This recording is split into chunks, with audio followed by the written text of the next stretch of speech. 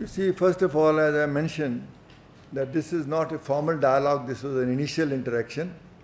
And but the statement says very clearly that both sides agreed on the need to discuss and resolve all issues. So now it is, we are not going to beg or show over anxiety about dialogue. If India now follows up this with the next step of seeking a formal dialogue, then I can assure you that no dialogue will take place unless Kashmir is on the agenda. So that is our clear position in that sense. پہلے تو معذرت خانہ رویہ کوئی نہیں اپنایا گیا.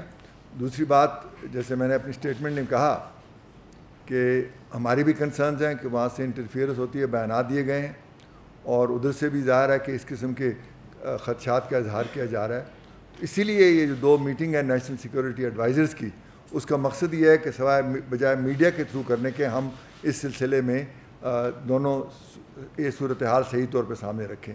تو آیا اس کے بعد اگلا سٹیپ کیا ہوگا, وہ ڈیپینڈ کرتا ہے کہ دوستوں نیشنل سیکورٹی ایڈوائزرز میں کیا پیش رفت ہوتی ہے, اور آیا اس قسم کی جو سچویشن ہے جس میں بلا وجہ اشتعال انگیزی ہوتی ہے, بلا وجہ ٹینشن بڑھتی ہے, یہ اگر ایڈریس ہو گیا تو پھر دوسرا لایا عمل ہوگا, نہ ہوگا تو پھر کیا ہوگا. تو جہاں تک اس کا تعلق ہے, لیکن جہاں تک کشمیر کے مسئلے کا اور ہمارے باقی کور ایشو کا تعلق ہے, اس پہ ہماری پالیسی بالکل واضح ہے.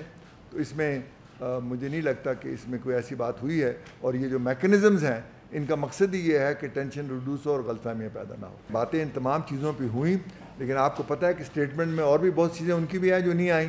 تو یہ پہلی بات تو یہ ہے نا کہ جوائنٹ اسٹیٹمنٹ آپ کو پتہ ہے ہر دفعہ نہیں ایشو ہوتی.